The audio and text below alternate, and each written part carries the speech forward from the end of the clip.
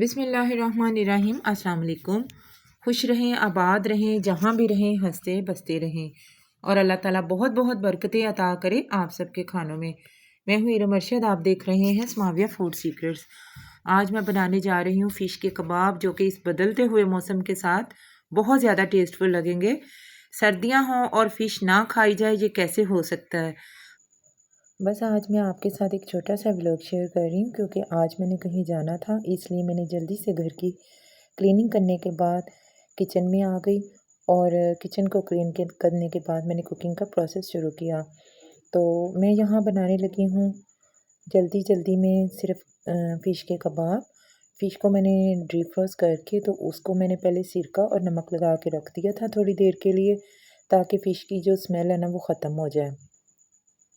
तकरीबन आधा घंटा मैंने छोड़ के तो उसके बाद इसको ड्रेन करके इसको तेज़ छुरी की मदद से इसको मैंने चॉप कर लिया।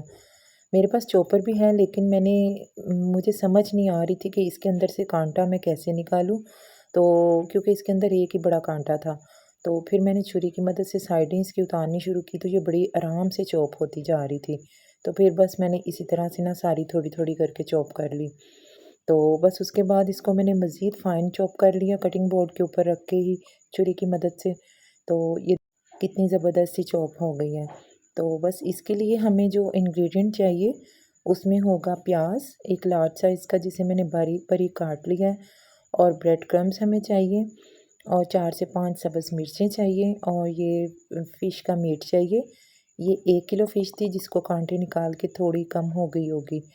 तो बस बाकी मसाले मैं आपको साथ साथ बता दूँगी। आलू अच्छी तरह से पहले मैंने मैश कर लिए ठंडा करने के बाद। फिर उसके बाद मैंने उसमें ऐड कर दिया है 1.5 टीस्पून नमक का। नमक आप अपने जायके के मुताबिक ही ऐड कीजिएगा। उसके बाद मैं इसमें ऐड कर दूँगी 1 टीस्पून भर के पिसी हुई काली मिर्च। तो मिर्च ऐड करने के बाद मैं इसमें कुछ और स्पाइसेस ऐड करूँगी, जैसे ज़ीरा, सूखा धनिया, 2 टीस्पून सूखा धनिया इसमें ऐड करूँगी, और ज़ीरा, पिसा हुआ ज़ीरा जो है वो 1 टीस्पून ऐड कर दूँगी। ये सारे स्पाइसेस जो हैं वो रोस्टेड हैं। तो उसके बाद मैं इसमें कुटी हुई लाल मिर्च ऐड कर दूँगी 2 टीस्पून भर के। तो साथ में इसमें गरम मसाला ऐड कर दूँगी 1 टीस्पून भर के। तो कोशिश किया करें आप खानों को एंजॉय करके बनाया करें। अगर कोई चीज़ नहीं भी है तो आप उसको स्किप कर दिया करें। आप टेंशन मत लिया करें कि ये नहीं है तो मैं नहीं बना सकती, ऐसा नहीं होता। अगर कोई चीज़ नहीं होती तो आप उसे स्किप भी कर सकते हैं। उसके साथ ही मैंने थोड़ी-सी अजवाइन इसमें ऐड कर दी खुशबू के लिए, क्योंकि आपको पता है फ़िश का जो फ्लेवर है ना अजवाइन के साथ बहुत ज़्यादा मैच करता है। साथ ही मैंने इसमें चॉप किए हुए प्याज ऐड कर दिए हैं। बस आपने कोशिश करके प्याज बारीक-बारीक काटने हैं। तो बस प्याज ऐड करने के बाद हम इसमें फ़िश ऐड कर देंगे जो हमने चॉप की हुई है। आप चाहें तो आप इसे चॉपर में भी चॉप कर सकते हैं। तो बस मैंने इसे हाथ ही कर लिया, बड़े आराम से होगी। उसके बाद मैंने इसमें 1 प्याली भर के तो ब्रेड क्रम्स इसमें ऐड कर दी, जो मैंने घर पे ही बनाए हैं। तो यहाँ पे मैंने सब्ज़ मिर्चें ऐड नहीं की, वो काट के रखी हुई थी, लेकिन मेरे बच्चों ने जब देखा तो वो रोना ही शुरू हो गए कि सब्ज़ मिर्चें इसमें ऐड नहीं करनी। तो बस फिर मैंने सब्ज़ मिर्चें स्किप कर दी, और हाथों को कुकिंग ऑयल से मैंने अच्छी तरह से ग्रीस कर लिया, ताकि मैं इसको अच्छी तरह से मैश कर लूँ, और फिर मैंने अपने हिसाब से ना इसके छोटे-छोटे से कबाब बना लिए। तो आप भी इसको जैसे मर्ज़ी साइज़ दे के ना तो इसके कबाब बना सकते हैं। बहुत टेस्टफुल ये कबाब बन के रेडी होते हैं। आपने मेरे कहने पे एक दफ़ा ये रेसिपी ट्राई ज़रूर करनी है। इंशाल्लाह ताला आपको बहुत मज़ेदार ये लगेंगे कबाब। तो बस इसी तरह मैं सारे कबाब रेडी कर लूँगी। माशाल्लाह ये देखें कितने ज़्यादा कबाब बन गए थे। उसमें से फिर मैंने आधे जो है ना शैलो फ्राई किए, और आधे कबाबों को मैंने बेसन लगा के डीप फ्राई किया। आप इन्हें फ्रीज़ करके भी रख सकते हैं। इस स्टेज पे आके ना आप इन्हें फ्रीज़ करके रख सकते हैं। पहले थोड़ा-सा फ्रीज़ कर लें, फिर इनको अलग-अलग करके ज़िप-लॉक बैग में डाल के तो इन्हें फ्रीज़ कर सकते हैं। तो बस इनको मैंने थोड़ी देर के लिए फ्रिज में रख दिया, तब तक मैंने रोटियाँ बना ली जल्दी-जल्दी से, क्योंकि मुझे पहले रोटियाँ बनानी थी। तो बस फटाफट से मैंने रोटियाँ बना ली यहाँ पे। तो बस यहाँ पे मैं बना रही हूँ घी वाली रोटियाँ। तो जल्दी-जल्दी से मैंने रोटियाँ बना के फिर मैंने फ्रिज में से कबाब बाहर निकाले और इनको फ्राई करना शुरू कर दिया। मैंने पैन में थोड़ा सा घी ऐड किया और उसे अच्छी तरह से गरम कर लिया। जब अच्छी तरह से घी गरम हो गया, फिर इसमें मैंने कबाब ऐड कर दिए। तो मैं कुछ कबाब शैलो फ्राई करूँगी और कुछ को मैं डीप फ्राई करूँगी बेसन लगा के, क्योंकि आपको पता है फ़िश का जो टेस्ट है ना बेसन के साथ भी बहुत ज़्यादा आता है।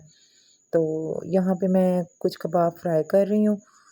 फ्लेम को आपने बहुत स्लो रखना है ताकि हमारी फ़िश अंदर तक गल जाए। बस यहाँ पे मैं क्रिस्पी सा गोल्डन सा कलर आने तक ना इन्हें फ्राई करूँगी। ये देखें यहाँ पे कितना अच्छा सा कलर आ गया, लेकिन बहुत स्लो आंच पे मैं ये कबाब बना रही हूँ। आप चाहें तो ये कबाब भी डीप फ्राई कर सकते हैं।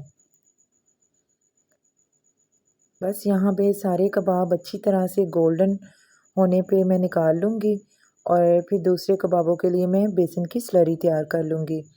उसके लिए मैंने 5 से 6 चम्मच बेसन लेके उसमें नमक और सुरख मिर्च ऐड करके उसको पानी के साथ ना थोड़ा सा गाढ़ा सा घोल लिया था। बस फिर सारे कबाबों को उस घोल में डिप करके मैंने इन्हें डीप फ्राई कर लिया।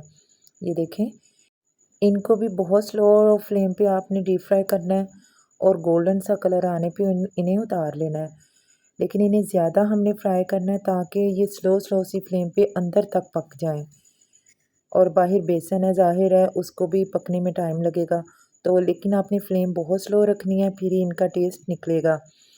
तो ये देखें, यहाँ पे मैंने सारे कबाब अपने फ्राई कर लिए हैं, शैलो फ्राई भी कर लिए और डीप फ्राई भी कर लिए बेसन लगा के, और साथ ही इनके खुबानी की चटनी रख दी है, जो कि मछली के साथ बहुत ज़्यादा टेस्टफुल लगती है। तो यहाँ मैं एक कबाब आपको तोड़ के दिखाती हूँ जो शैलो फ्राई किया है। ये देखें, जो बाहर से बहुत ज़्यादा क्रिस्पी और अंदर से बहुत ज़्यादा जूसी भी है और ड्राई भी है। वो पानी पानी सा ऐसे जो मछली बन जाती है ना वैसा नहीं बना।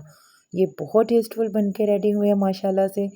तो आप ज़रूर ट्राई कीजिएगा। ये मैं अब बेसन वाला कबाब भी आपको ट्राई करके दिखाती हूँ। अभी बहुत ज़्यादा गर्म है, ये देखें, बहुत ज़्यादा क्रिस्पी, अंदर से जूसी भी है और ड्राई भी है, लेकिन टेस्टफुल बहुत ज़्यादा, दोनों ही बहुत ज़्यादा टेस्टफुल बने थे।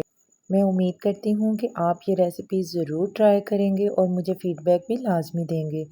और मुझे कमेंट बॉक्स में ये ज़रूर बताइएगा कि मेरी ये सारे दिन में से एक छोटी सी रूटीन, छोटा सा व्लॉग आपको कैसा लगा है। तो मेरे चैनल पे न्यू है तो वीडियो को लाइक कीजिएगा, शेयर कीजिएगा और चैनल को भी सब्सक्राइब ज़रूर कीजिएगा और बेल आइकन को भी ज़रूर प्रेस कीजिएगा, उससे मेरी आने वाली वीडियोज़ की नोटिफिकेशन आपको मिल जाएंगे। अपना बहुत सारा ख्याल रखिएगा, दुआओं में मुझे याद रखिएगा। मिलते हैं नेक्स्ट वीडियो में। टिल देन अल्लाह हाफिज़। Thanks for watching.